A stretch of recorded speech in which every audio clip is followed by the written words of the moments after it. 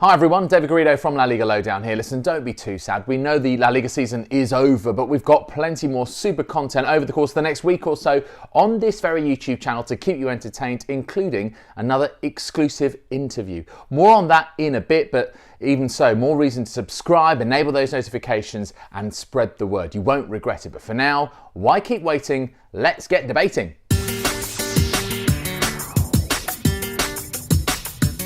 Well, actually, the 60-second standoff becomes the 30-second shootout this week. It's a special edition because we're all putting forward our candidates for head coach of the season. So all 5 of the La Liga Lowdown squad are involved, and we all have just half a minute each to argue the case for our chosen manager of the season. So in a moment, you'll hear from Euan, Diego, Alex, and myself, but we're kicking off in Valencia with our very own Paco. Hi everyone, change of setting today, but I must go straight to the point, very little time. I could talk about Paco Lopez, okay, because he did an absolutely amazing job at Levante in the last stretch of the season, but I guess my man of the year is Marcelino García Toral. He was put in charge of a absolutely brain-dead team last summer, and he turned it into a Champions League contender and managed to get into the 4th place. The best example is Rodrigo Moreno, from missing clear chances last season into becoming a powerhouse in the scoring department. He scored 20 goals and he's going to be in Spain's national team in the next World Cup. So my choice for head coach of the year is Marcelino García Toral. So the coach of the year for me has to be Getafe's Jose Bordalás. He took over last year when they were second bottom of the second division, and now he's led them to 8th in La Liga with 55 points. That's their second best points total ever, and he's done it with the 3rd lowest budget of the whole division. So that means he has finished 10 places higher than he was supposed to, something most of the other coaches on this list cannot even come close to claiming.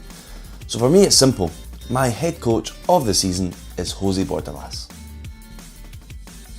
Well, I'm going to go for a man who has utterly embraced the totally bonkers nature of Betisismo. Yes, the Real Betis boss, Quique Setién. He won over the fans early on by becoming the first man to stop Real Madrid scoring in ages, beating them 1-0 at the Estadio Bernabeu. There was entertainment throughout, even the draws, 4-4 against Real Sociedad, and the defeats, the 3-6 at home to Valencia, which was one of the games of the season.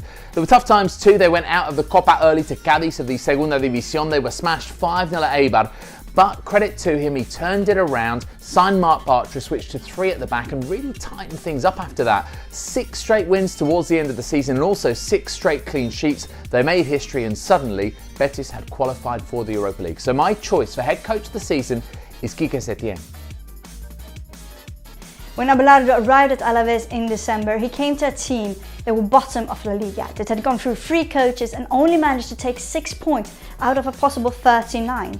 He came to a broken team with players who simply thought they weren't good enough. And Abelardo breathed in belief into his squad. He made things easy for them, taking away the stress, the pressure, so that they could perform, getting the fans going to make Mendizorroza into a fortress.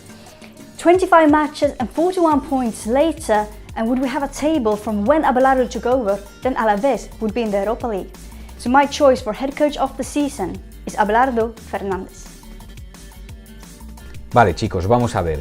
Here's a guy who had to take over a dressing room in turmoil given Neymar's departure, consequently had to bounce back from the humiliating defeat in La Supercopa against you-know-who then had to deal with the circus-like spectacle of unwanted players coming in throughout the season and none of them leaving, and yet against all odds still manages to win the double and nearly go unbeaten the entire La Liga season while continuously being scrutinized by a large sector of both press and fans.